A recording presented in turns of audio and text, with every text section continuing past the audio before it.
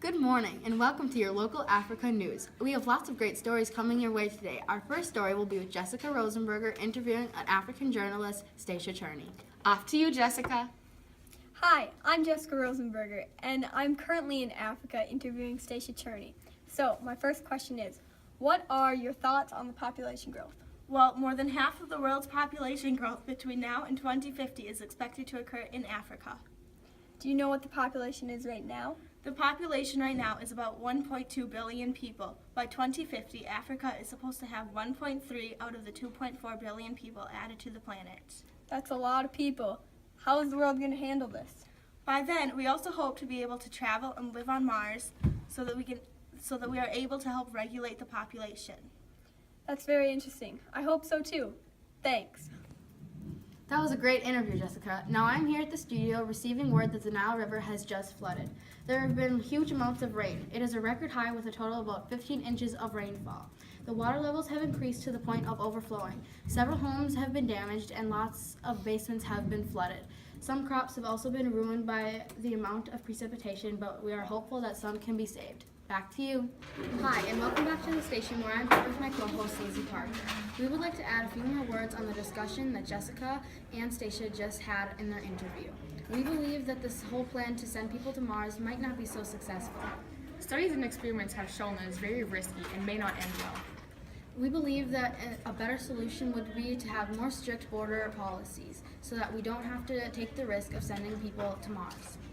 Not all. We are all here in Lagos, Nigeria, where just yesterday a man was attacked by a hyena while trying to take a picture of it. After being found by a local friend the next morning, he had many scrapes and bruises all over his body. His friend rushed him to the hospital right after he found him. Doctors do not know how long his recovery will take. Because of the attack, there are new rules being put in place. The rule states that you must have at least one or more mature adults along with you. You may also not attempt to approach or take pictures of any wild animals unless you have a professional tour guide. Now to Lizzie for our next story. In Pretoria, South Africa, a baby rhino has been spotted roaming a neighborhood. It seems to have lost its mother.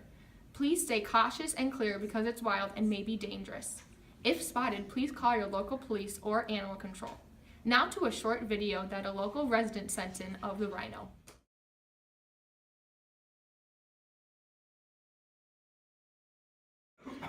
In South Africa, there has been a great oil spill into a major lake. The government doesn't think the oil spill is a big problem because of Africa's great supply of oil. The locals in a town nearby do think it is a big problem though, because the oil spill greatly harmed the plants and animal life nearby. Do you know anything about the oil spill? Investigators are trying to find out who did it and what caused this to happen. It seems I'm getting recent news of a man who was just spotted cutting the hands off of a gorilla. Though he hasn't been caught yet, please be on the lookout for any poachers. Western lowland gorillas are becoming endangered and need our help. They are the most commonly poached gorillas and are poached for their hands, feet, bushmeat, and trophies. The poacher then leaves the helpless gorilla in the wild to die, and these extremities are cruel and need to be stopped. If you would like to help donate to save these gorillas, you can go to our website. In the country of South Africa, just along the coast of the Indian Ocean, many species of fish have been dying, and scientists are working to figure out why. The most common theory among the scientists is that global warming has heated the water temperatures too much and the fish can't adapt. Now to a clip of a local journalist who is studying the marine wildlife. Here at the White Sand Beach, where temperatures are increasing drastically, the fish are now dying because they can't adapt to the water temperatures. In southern Africa, there are many problems with the agricultural business. Due to all the rainfall, there has been leaching occurring, and leaching is where the minerals in the top 4 inches of the soil have been washed out.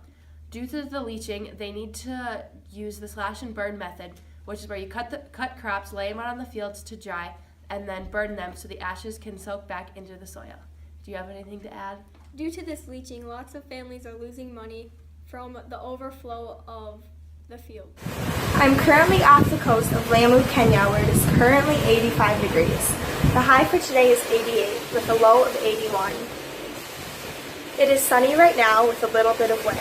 There are not many clouds. At the moment, we have a precipitation chance of 20%. The weather forecast for this week is supposed to be really warm and sunny. I recommend getting out and getting some sun.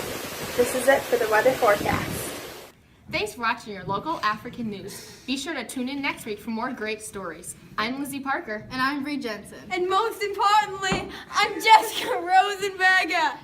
No!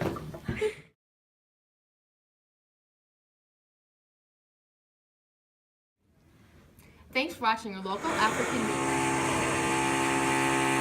Is it done yet? Are you serious?